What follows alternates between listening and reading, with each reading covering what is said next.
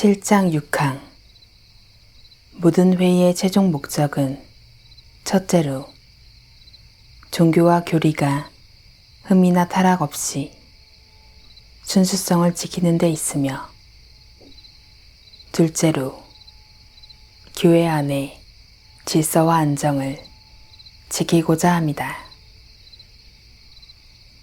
해설입니다. 6항의 규정과 관련해서는 이미 교회 정치와 세상 정치 사이의 차이점을 다룬 1장에서 전반적으로 그 근거가 제시된 바 있다. 특히 2항에서 교회는 하나님께서 부여하신 특정한 권세가 있으며, 교회는 온 교회의 평안을 위해 정당한 재판과 질의에 있어서 그 권세를 사용한다. 이러한 교회의 권세는 하나님의 말씀에 근거를 두니 하나님의 영적 다스림으로 적법하게 부르심을 받은 자들이 이 권세를 행사한다고 한 문구 가운데서 교회 회의의 목적에 관한 기초적인 근거를 확인할 수가 있습니다. 하지만 그러한 기초를 바탕으로 6항에서는 모든 회의의 최종 목적이 종교와 교리가 흠이나 타락 없이 순수성을 지키는 데 있음을 규정하고 있습니다. 이는 제2치리서보다 18년 전인 1560년에 쓰여진 스코틀랜드 신앙고백 20장에서 이미 찾아볼 수 있는 문구로서 20장에서도 공의회가 소집되는 이유는 부분적으로 후세대에 자신들의 신앙을 공적으로 고백한 것에 대해 이단의 혼란을 대비함이라고 했습니다. 그러면서 우리는 이것이 공의회의 주요한 소집 이유라고 판단한다고 했습니다. 또한 6항은 모든 회의들의 두 번째 목적에 대해 교회 안의 질서와 안정을 지키고자 함이라고 했는데, 스코틀랜드 신앙고백 20장에서도 유사하게 이르기를, 다른 하나는 훌륭한 정치와 질서가 교회에 세워지고 확인되도록 하기 위함이라고 했습니다. 그런즉 교회 회의들의 궁극적인 목적은 바른 교리와 종교가 확립됨을 바탕으로 하는 질서 가운데 교회가 서도록 함인 것입니다. 장로교회의 회의들의 기본적인 목적은 진리의 확립과 질서에 있습니다. 7장 7항 이런 사항을 고려하여 그들은 교회의 모든 회원들이 각자의 소명에 따른 선한 행동 규범과 관련된 법규와 규례를 만들 수 있다. 해설입니다. 칼빈과 베자는 공의 교회가 스스로의 법규를 제정할 수 있는 권리를 지닌다고 보았습니다. 마찬가지로 스코틀랜드 총회는 1560년부터 이미 교회의 입법권을 부여했고, 하급 법원에 이에 관한 문제를 제기했었습니다. 그러므로 스코틀랜드 제2치리서가 작성될 때에는 교회 회의들이 자체적으로 법규와 규례들을 제정할 수가 있었던 것입니다. 이러한 입법권은 이미 프랑스의 지방대회에 있었던 것으로, 프랑스 지방대회에서는 대회 자체적으로 지교회들의 질서와 신앙의 순수성을 유지할 목적의 규칙들을 제정하고 있었습니다. 제2치리서의 7항은 그러한 프랑스 대회의 경우와 흡사합니다. 7장 8항.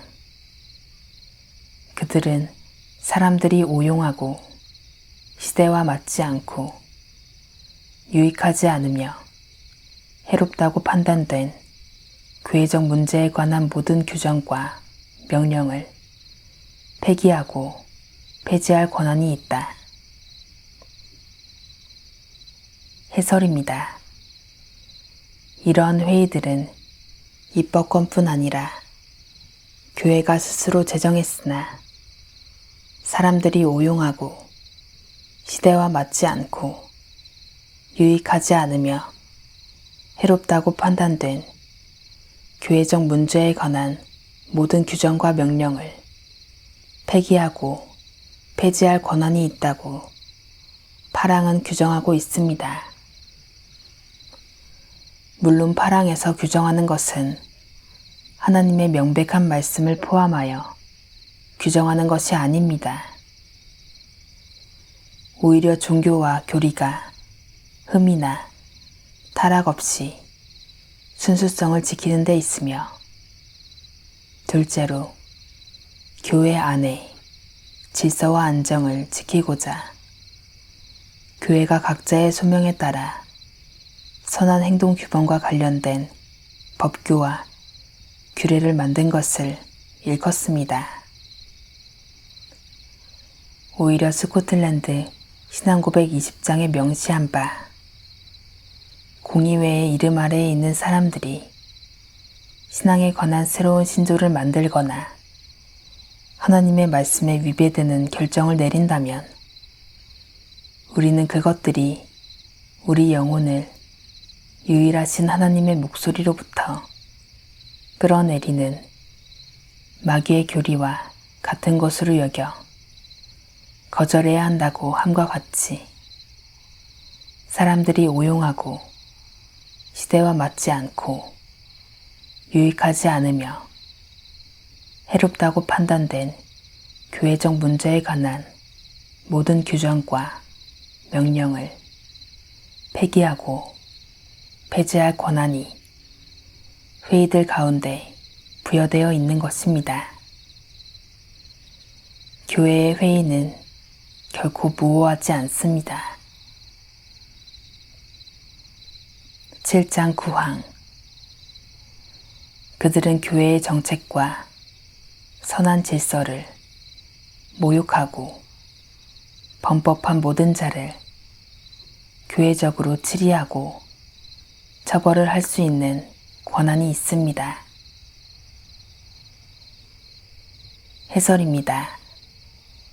뿐만 아니라 이러한 회의들은 그릇되고 오용된 규정과 명령들을 폐기하고 폐지할 뿐만 아니라 교회의 정책과 선한 질서를 모욕하고 범법한 모든 자를 교회적으로 치리하고 처벌을 할 수 있는 권한도 부여되어 있습니다. 물론 그러한 권한은 어디까지나 영적인 것입니다. 그러므로 교회적으로 치리하고 처벌한다는 것 역시 직분을 맡은 자들이 재판의 형식을 통해 상호 동의하에 행사되는 것을 말합니다. 제2치리서 1장 15항에 관원은 교회의 재판을 돕고 유지하고 강화해야 한다고 한 문구를 생각해 보겠습니다. 목회자는 영적인 칼과 영적인 수단들로서 순종을 요구하기 때문에 교회 회의의 질이나 처벌을 인정하지 않고 수용하지 않을 경우에는 15항의 규정이 적용될 수 있어야 합니다. 그러므로 이미 제네바의 1561년 교회 법규를 보면 교리상 어떤 상이점이 있을 경우 목회자들은 그 문제를 함께 다루고 논의한다. 다음으로 그들은 정부 당국이 위임한 자들과 장로들을 불러 분재 완화를 돕게 한다. 마지막으로 어느 한편의 고집 때문에 우회적인 화합에 이르지 못할 경우 소송은 위정자에게로 넘어가 결정된다고 했습니다.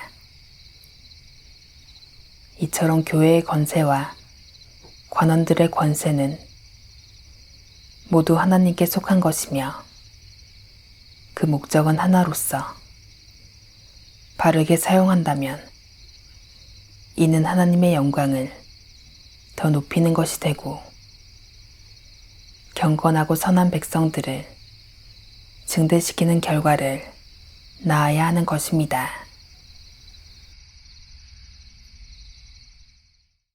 땅의 모든 끝이 여호와를 기억하고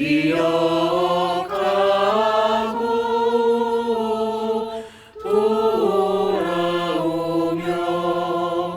열방의 모든 족속이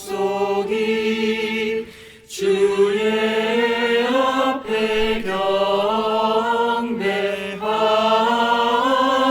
경배하리니 나라는 여호와의 것이요 여호와는 열방의 주